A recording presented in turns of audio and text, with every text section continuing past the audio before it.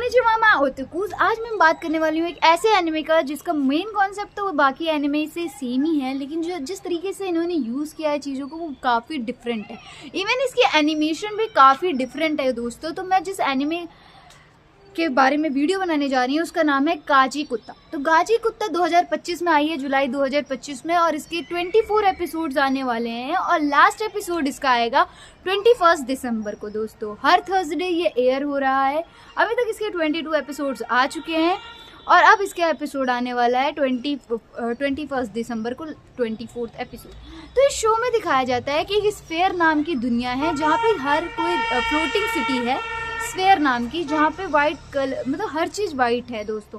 Buildings, mall, सारी चीज़ें white है, पार्ट्स वाइट है, जो आदमी हैं वहाँ पे वो भी वाइट पहन रहे हैं, इवन बाल भी वाइट है उनके। तो यहाँ पे एक स्लम होता है दोस्तों, उस स्लम में रहता है हमारा मेन प्रोटोगनिस्ट रूडो।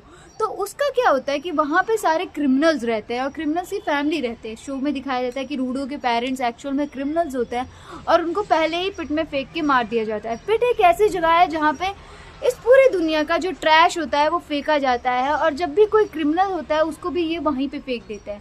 तो इस शो में क्या होता है कि रूडो को एक एडॉप्टिव फादर होते हैं उसके, लेकिन शो के स्टार्टिंग में ही रूडो को फ्रेम किया जाता है उसके ही एडॉप्टिव फादर के मर्डर के इल्ज़ाम में।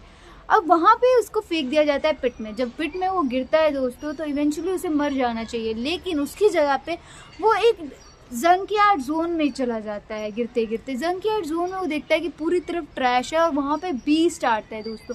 ये बीस्ट को कहा जाता है ट्रैश बीस्ट। तो ये जो बीस्ट होते हैं वो ट्रैश से, कूड़े से बने होते हैं दोस्तों।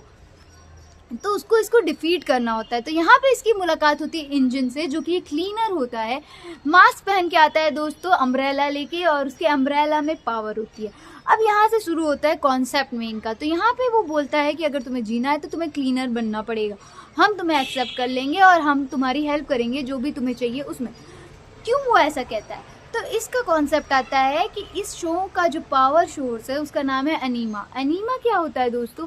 जो भी आपके थॉट्स होते हैं, इमोशंस होते हैं, स्ट्रॉन्ग थॉट्स एंड इमोशन, और जो आपका कनेक्शन होता है या अफेक्शन होता है किसी ऑब्जेक्ट को लेके, वो क्रिएट करता है अनीमा को। तो इस शो में दिखाया गया है कि जो नॉन लिविंग ऑब्जेक्ट्स होते हैं उनके अंदर भी सोल होती है। अगर तुम उसकी बहुत केयर करते हो, बहुत प्यार से रखते हो, वो तुम्हारे लिए बहुत मीन करते हैं, तो उनके अंदर भी सोल्स होती हैं।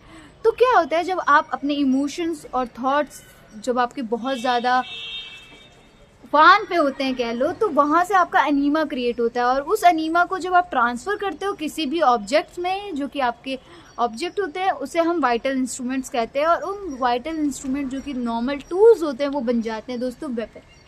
तो इस शो का मेजर प्रोसेस यही है। तो यहाँ पे क्या होता है, एक अनीमा होता है जिसका मैंने आपको बता दिया जिक्र। वाइटल इंस्ट्रूमेंट्स क्या होते हैं? एक नॉर्मल से ऑब्जेक्ट्स होते हैं जिसकी आप बहुत केयर करते हो, और उस पे जो भी गिवर्स होते हैं, गिवर्स ऐसे लोग होते हैं जिनके अंदर अनीमा आता है, ओके, जो अनीमा को यूज़ कर सकता है।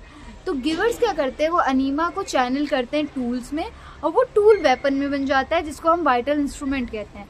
ठीक है, अब ये जो वाइटल इंस्ट्रूमेंट होते हैं ये डिफरेंट टाइप के होते हैं, depends upon the user to user, okay. तो यहाँ पे क्या होता है दोस्तों कि different type of vital instruments आते हैं। एक अटैकर टाइप होता है जो अटैक में, डिफेंस में, ऑफेंस में काम आता है। फिर एक डिफेंसिंग टाइप होता है जो कि आप शील्ड में या फिर स्पेल्स यूज़ करने में यूज़ करते हो। फिर आता है एक सक्सेशन टाइप। सक्सेशन टाइप में क्या होता है कि ऑब्जेक्ट्स जो होते हैं उसके अंदर इतना अनीमा आ जाता है कि वो पर्सन टू पर्सन ट्रांसफ़र होता जाता है। जैसे अगर मेरे पास है वो ऑब्जेक्ट और मेरी डेथ हो जाती है, तो वो जो ऑब्जेक्ट है उसके पास इतना अनीमा है कि वो ट्रांसफ़र कर सकती हूँ मैं अपने हेयर को। तो इस तरीके से डिफरेंट चीज़ें होती हैं। शो में डिफरेंट टाइप ऑफ लोग हैं, डिफरेंट टाइप ऑफ कैरेक्टर्स हैं। जैसे एंजिन के बारे में मैंने बताया, वो अम्ब्रेला यूज़ करता है और उसके डिफेंसिव और ऑफेंसिव दोनों तरीके से। ऑफेंसिव मोड में वो अम्ब्रेला से कैनन की तरह कुछ फायर करता है, और डिफेंसिव मोड में वो उसको लेके घूमता फिरता रहता है, उड़ भी सकता है दोस्तों। ऐसे ही जांका नाम का कैरेक्टर आता है इस शो में। जांका हमारे रूडो का मास्टर होता है, सेंसे टाइप का मान लीजिए, जिसको बताया जाता है कि रूडो को आप हेल्प करो। रूडो के पास एक ग्लव्स होते हैं जो कि उसके फादर ने दिए थे और वो उसकी बहुत केयर करता है। उसकी पावर क्या होती है कि वो उस ग्लव्स से किसी भी ऑब्जेक्ट को, जो भी ट्रैश ऑब्जेक्ट्स होते हैं, उसको वो एक वेपन में कन्वर्ट कर सकता है। वो कोई भी ऑब्जेक्ट्स हो सकते हैं दोस्तों, कोई भी, लाइक नॉर्मल ट्रैश होना चाहिए बस, क्योंकि उसको स्टार्टिंग से ही दिखाया गया कि ट्रैश से बहुत ज़्यादा प्यार होता है। वो ट्रैश लेता है, चीज़ों को बनाता है, करता है, बस यही सब उसका काम होता है। तो वहाँ पे भी जाके उसको जब इतना ट्रैश दिखता है तो बहुत खुश हो जाता है। तो इसी तरीके से डिफरेंट डिफरेंट यूजर्स होते हैं। जिंकी होता है ये एक तरीके से कैप्टन मान लीजिए।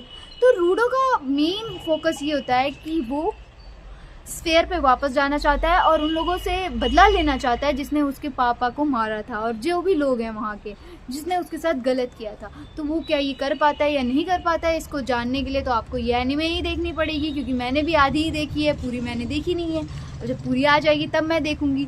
और दोस्तों मैं ये बताना चाहती हूँ कि इसमें डिफरेंट डिफरेंट जोन्स होते हैं दोस्तों। एक सेफ जोन होता है जंकयार्ड में, जहाँ पे आप नॉर्मली ब्रीथ कर सकते हो। एक पॉल्यूटेड जोन होता है जहाँ पे आप नॉर्मली ब्रीथ नहीं कर सकते हो, आपको मास्क की ज़रूरत है। और एक आता है no man's land. No man's land में क्या होता है कि वो इतना पॉल्यूटेड होता है कि वहाँ पे क्लीनर्स भी जी नहीं सकते, वहाँ पे फॉरबिडन है, वो प्रोहिबिटेड एरिया होता है। तो यहाँ पे डिफरेंट चीज़ें होती हैं। और ऐसा नहीं है कि इनका दुश्मन सिर्फ ट्रैश बीस्ट होते हैं जो कि दिखाए जाते हैं कि इवॉल्व हो रहे हैं, साथ ही साथ इनके एक डिफरेंट कंपनी मतलब कि ग्रुप्स होते हैं। जैसे हमारे यहाँ क्लीनर्स हो गए हैं, एक ऐसा एक और ग्रुप होता है जिसका मकसद होता है जो भी स्फेयर से गिरे हैं बंदे और बच गए हैं उनको अपने पार्टी में ले लेना या फिर उनको किडनैप कर लेना। तो वो पीछे पड़े होते हैं हमारे रूडो के, और हमारे क्लीनर्स को उन्हें बचाना होता है। तो यहाँ पे बहुत सारी चीज़ें इवॉल्व होती हैं, फाइटिंग सीन्स हैं, काफ़ी मैनसिंग सा मतलब बोल सकते हो ना, एकदम मैनियाक्स घूम रहे हैं पूरी तरफ। मतलब एक डिफरेंट एनिमेशन है, डिफरेंट कॉन्सेप्ट है दोस्तों। तो आप इंटरेस्टेड हो ये देखने के लिए तो आप देख सकते हो। ओके, और आज के लिए बस इतना ही। Okay, keep liking, sharing, commenting on my videos, also subscribe my channel for more such content and sayonara नागामाताची।